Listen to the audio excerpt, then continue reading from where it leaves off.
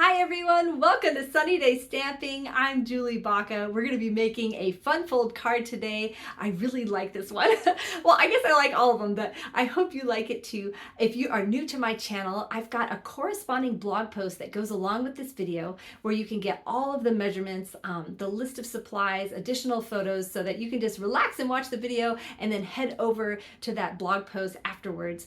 You can purchase supplies right from there. And I have a customer bonus program. So when you shop with me, use my host code, and it's at the top of my website.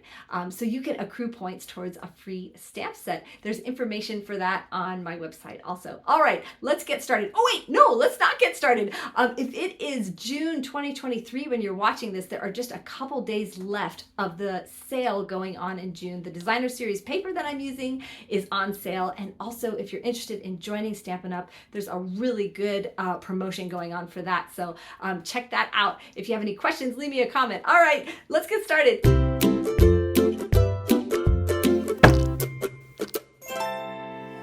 So here's a close-up of the card we're making. You can see that it's kind of cut out. And I'll show you, it's so easy to put this together, but I think it looks so cool. The focal point, we're going to be using the Circle Sayings bundle.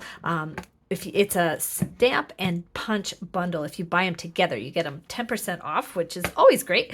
But man, look at all these wonderful sayings in here, and they all fit in this circle punch. You can also use them obviously as just a stamp set too, but I love the combinations, and I've got some examples to show you at the end of some different ideas. Now the paper we're using is so fun. This is the Delightfully Eclectic, and it is. There are so many different things going on, so many patterns, so many colors. I absolutely love this one. What is really awesome is it comes in a pack of 48 of these huge pieces. So every design, you're going to get 4 huge pieces, or 4 12 by 12. That's not huge, but 4 12 by 12 pieces of each one, which I really love, because I don't know about you, but when I get a pack of designer series paper, there are always a couple that are like my absolute favorite, and I usually say, wait until I have exactly the right project to use them on. I really, so I don't use them up very much. So boy, when you get a huge pack of paper,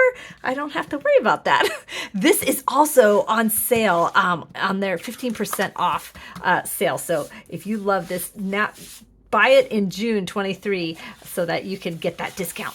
So to get started making your card, pick one of those pieces of designer series paper and pick yourself a piece of coordinating cardstock, and then pick 2 colors from your paper, and we're going to use those to stamp with. So we'll go ahead and do the stamping first. And for this one, I'm actually going to punch out my circle first and then stamp on it. You can do it either way. This is just kind of personal preference. I'm going to be stamping on this Stamp and Pierce mat. This is optional, but I like that it gives me just a little extra cush, especially when I'm using these photopolymer stamps. Sometimes the images just come out better when you stamp on here. The stamp set is so easy to use, and it just makes a focal point just really quickly. I love that. This is going to be the inside of our card, and we're just going to stamp. Let's see. Let's put this at the bottom first, and then put this part at the top. Now, one thing we're going to have to be cognizant of when you're stamping on your inside layer, you don't want it to show through for the top layer. So you want to make sure you're kind of hiding it underneath these sections here, so you can test it. Make sure if you close it that it's not going to be visible. Okay, so now we'll cut our card base. So get out your paper trimmer, and you're going to take a piece of cardstock, and holding it long ways in the paper trimmer, you're going to cut it in half at 4 1/4. Now, all of these measurements are over on my website, so you don't really have to worry about that. I just have, I have my print and make project sheet here, so I can have the measurements right by me. These are for my email subscribers. If you're not an email subscriber, you can sign up in the link below. So now, once you've cut this long ways, you're going to put it back in your paper trimmer, rotate it, and you're going to cut it at 2 1/2, at 1 1/2, and then you're going to score it again at 1 1/2. Make sure your cutting blade is up there. Now I'm going to show you how to cut the designer series paper. I know you can do this on your own, but to me it is so helpful, especially for some reason these big sheets of paper like stress me out and I'm so afraid to cut them. So if you feel that way, I hope this is helpful to you. So I'm going to go ahead and just cut this in half so that it is a 6-inch square this way. No, this is not a square. 6 inches this way. I could cut it again at 6, but I'm not gonna. I'm going to cut this at 4 inches. But let me show you. I want to make sure that the direction of my paper is correct. So whatever piece you want in this panel here, you're gonna want to make sure when you cut it that the 2.5-inch measurement is. So you're gonna. I'm totally messing up how to say this. Okay, so we're going to cut this at 4 inches. So you want if you want the strawberries, oh my gosh. This is so much harder than it looks, okay? So let's just forget about the strawberries.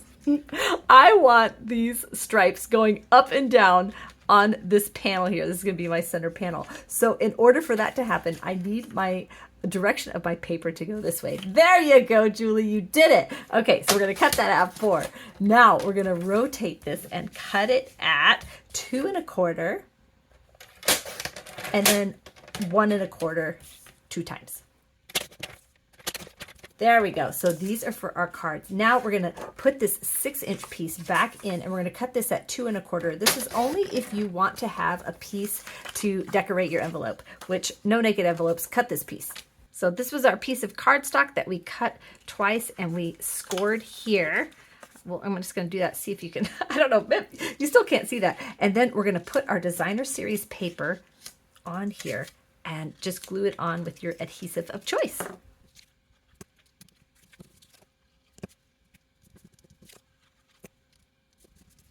Now you're going to take this piece. We've already, oh, I didn't burnish it very well. Let me do that again. There we go. Okay, now we're going to take this panel and we're going to line it up perfectly along the bottom. You can stack this up, make sure it's nice and flush with everything because this is the bottom of our card that we cut out. And then we're going to kind of bridge the gap with this panel. And so I moved this. Let me move this back because this has to be perfect. I try not to be a perfectionist, but earlier today when I made one of these, it was not right and I just could not handle it.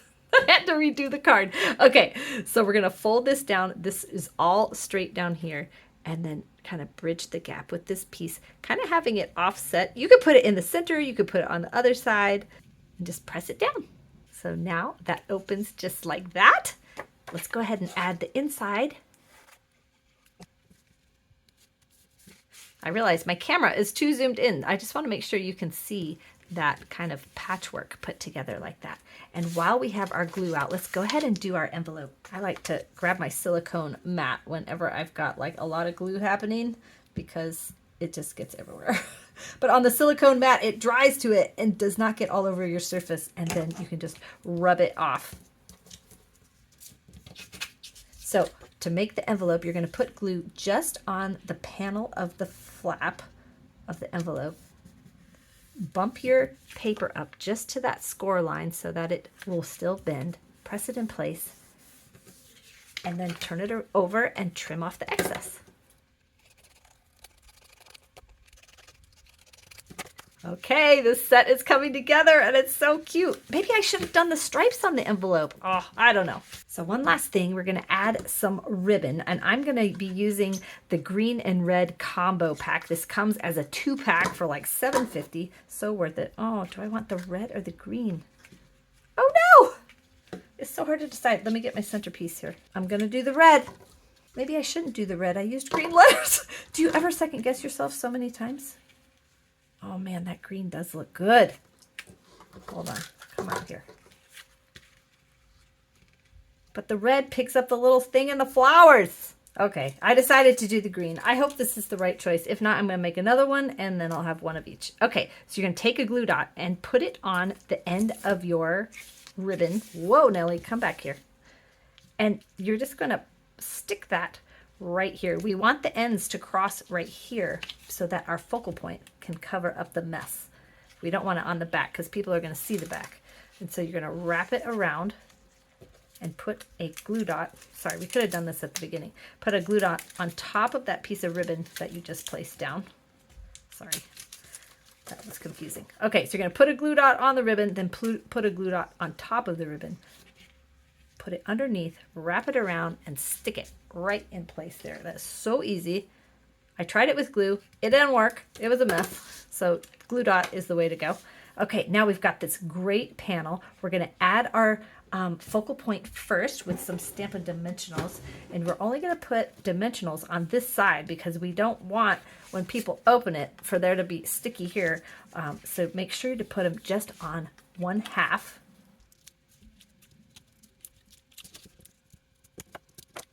So we're going to make sure that we cover up this portion here. There, so there's no Stampin' Dimensionals on that side. And now what we're going to do is we just had our take your pick tool out. So we're going to slide this underneath just to make it easier to slide our ribbon in. And I'm not going to tie a bow because, you know, I just have trouble with that. So this time we're just going to tie it like this. It looks like I tied a bow, but I didn't. So I love that hack. There, isn't that just so cute? Let me show you some of the other ones. So here's a close-up of our card. Didn't that turn out so awesome and so simple? And you can do it so many different ways just depending on the paper that you use. And this delightfully eclectic, just really, you can get so many different looks out of the same pack of paper. Then this is all using that same Circle Sayings bundle for the focal point. Thank you so much for watching. If you want any of that designer series paper on sale or want to join Stampin' Up, the promotion ends the end of June, so grab that today. If you have any questions, leave me a comment or email me and I'll get back to you as soon as I can. Thank you so much for watching. Have a sunny day.